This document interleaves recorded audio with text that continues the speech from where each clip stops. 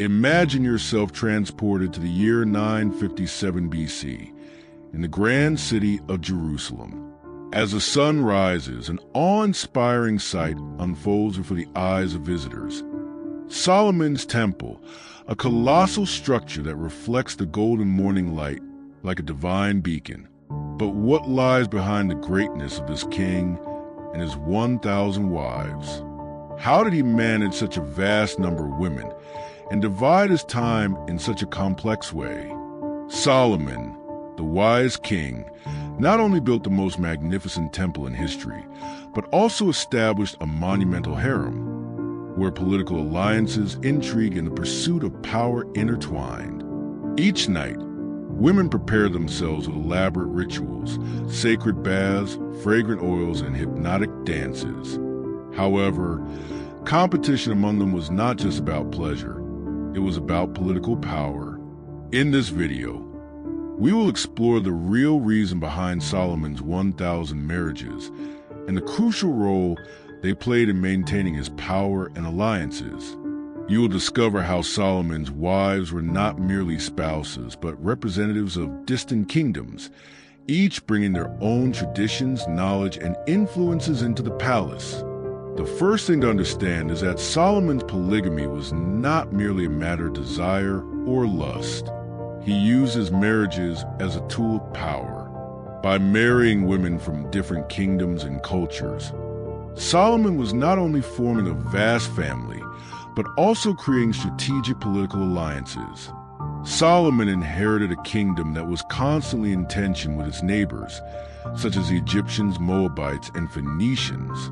Marriage alliances were common at the time, but the sheer number of wives Solomon took was unprecedented. He used these marriages as a way to pacify entire nations and secure his position as the ruler of an international power. Each wife carried the influence of her kingdom, granting Solomon considerable political control. The 700 royal wives and 300 concubines represented not only the cultural and religious diversity of the ancient world, but also the political forces that Solomon managed to govern. What appeared to be merely a lavish harem was, in reality, a center of power where decisions affecting the fate of multiple nations were made. Solomon's palace was not merely a luxurious residence. It was a miniature empire. Imagine a place where politics, religion, and desire intertwined in complex ways. Solomon's harem functioned like a city within the palace, structured in a hierarchical manner. At the top were the royal wives, women of noble blood and high status, who enjoyed special privileges and lived in lavish pavilions overlooking fragrant gardens and opulent fountains. The concubines, on the other hand, resided in lower quarters, still indulging in luxurious accommodations, though without the same prestige as the royal wives. Despite the clear status distinctions, all the women in the harem shared a common goal: competing for the king's attention. Each one knew that to secure a prominent position in the palace and in politics, she needed to be seen as the king's favorite. This dynamic created constant rivalry among the women of the harem.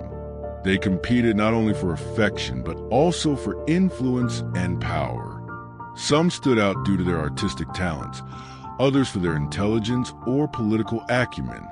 Each woman played a distinct role, and this meant that, throughout their lives in the palace, they were trained in the arts of seduction, politics, and even the mysteries of spiritual power, often participating in secret rituals and ceremonies. Now, let's delve into the preparation rituals that took place before a woman was chosen to spend the night with the king. This preparation was far more intricate than mere physical beauty. It was a process that engaged the body, mind, and often the soul. The chosen woman spent the entire day undergoing purification and beautification rituals. The process began with sacred bath, where she immersed herself in 7 pools, each infused with special oils, myrrh, aloe, cinnamon, and other exotic fragrances. Her hair was meticulously washed with aromatic oils and combed with ivory combs encrusted with precious stones. Her skin was treated with a secret blend of honey, goat's milk, and essential oils, a formula believed to preserve youth and beauty for years. The attire for the evening was selected with extreme care. The fabric was so delicate, it seemed to have been woven by spiders themselves. The colors were rare, derived from precious minerals and seashells. The jewelry chosen was not merely for adornment, but also for seduction, as each piece carried profound symbolic meaning. Inside the royal chamber, the preparation was equally meticulous. Gold and incense burners released rare fragrances. Fresh flowers were scattered across silk-covered beds, and skilled musicians played soft, enchanting melodies inspired by the Song of Songs, Solomon's famous love poetry. The atmosphere was imbued with romance, mystery, and seduction. Although the harem was undoubtedly a place of pleasure and luxury, it was also a center of immense political power. Each of Solomon's wives, as previously mentioned, represented a strategic alliance with a different kingdom. This was crucial, as it ensured the stability of his reign and prevented wars with neighboring nations. For instance, the daughter of the Pharaoh of Egypt was one of Solomon's first wives and had a significant impact on politics. She not only brought wealth with her, but also influenced Solomon's religion by introducing foreign cults to the court. Seeking wisdom and power, Solomon began to allow other pagan practices to flourish in Jerusalem, which eventually led to a major spiritual crisis in the kingdom, resulting in the division of the empire after his death. Solomon's 1,000 wives were, therefore, much more than mere companions. They were key players in the intricate game of power that Solomon orchestrated, with each woman possessing her own sphere of influence both within and beyond the palace walls. Over time, Solomon's grandeur began to face the harsh consequences of his choices. The complexity of managing so many alliances, combined with the high financial costs of maintaining such an extensive and luxurious harem, placed an unsustainable burden on the kingdom's treasury. The empire, once thriving under the king's wisdom and wealth, began to feel the strain of this economic overload. Concerned with sustaining his opulent court and keeping the Temple of Jerusalem functioning, Solomon increased taxes and imposed forced labor on his subjects to support his administration's luxury and splendor. This financial burden led to growing discontent among the people, who saw their quality of life decline as fiscal pressure intensified. This dissatisfaction, in turn, sowed the seeds of the kingdom's collapse, which would fracture into factions after Solomon's death. Beyond the economic crisis, the influence of foreign wives and the pagan cults introduced into the royal court caused serious spiritual damage to the kingdom. Initially a great defender of faith in the God of Israel, Solomon was gradually swayed by the religious beliefs and practices of his wives, allowing foreign deities to be worshipped within the palace. Seeking to appease all his wives and maintain his political standing, Solomon himself began participating in these pagan rituals.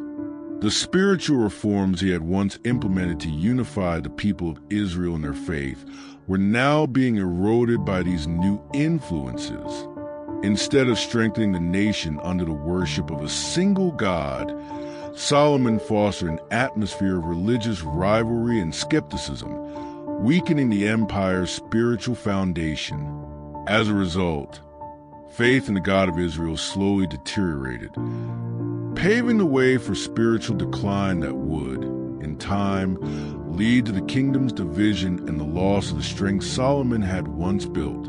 But beyond his political and administrative wisdom, Solomon possessed something few know about: a supernatural power. Legend tells of a magical ring, engraved with the name of God, which granted him the ability to command demons and control spiritual forces. With this power, he performed incredible feats, such as moving massive stones and constructing the most magnificent temple in history. However, this power came with its risks. Solomon, drawn by both wisdom and a fascination with the occult, began participating in pagan rituals, actions that ultimately led to devastating consequences for his kingdom. Beyond his unparalleled political and administrative wisdom, which made him one of the most admired and respected kings in history, Solomon possessed something few were aware of: a supernatural power capable of shaping reality itself. According to ancient legends, the king of Israel wielded a magical ring inscribed with the sacred name of God, granting him the ability to control not only demons but also spiritual forces beyond human comprehension. With this power, Solomon accomplished feats that seemed impossible for any mortal. He could move colossal stones with ease, a skill crucial in constructing the Temple of Jerusalem, renowned as one of the most impressive structures ever built in antiquity. This temple, considered one of history's greatest architectural achievements, was a direct result of his mastery over forces beyond human capability. However, such power was not without its dangers. Driven by an insatiable thirst for knowledge and a fascination with the occult, Solomon gradually became involved in rituals and pagan practices that extended beyond his traditional faith. This pursuit of understanding darker spiritual forces had catastrophic consequences for the kingdom of Israel. As he distanced himself from his original principles and yielded to external influences, the kingdom entered a period of decline, plagued by instability and internal struggles that eventually shook Solomon's reign. The spiritual choices he made not only compromised his personal legacy, but also the prosperity of his empire. The story of Solomon, his 1,000 wives, and the immense power he wielded teaches us a valuable lesson about the impact of personal decisions on political, religious, and economic spheres. In modern times, a practice like polygamy, especially on such a grand scale, would no longer be acceptable either legally or morally. The complexity of human relationships and the influence Solomon had over his allies and subjects show that, despite his wisdom, he also faced serious challenges and contradictions. In today's world, the pursuit of absolute power and political alliances based on personal relationships could lead to devastating consequences for society, much like the decline of Solomon's reign.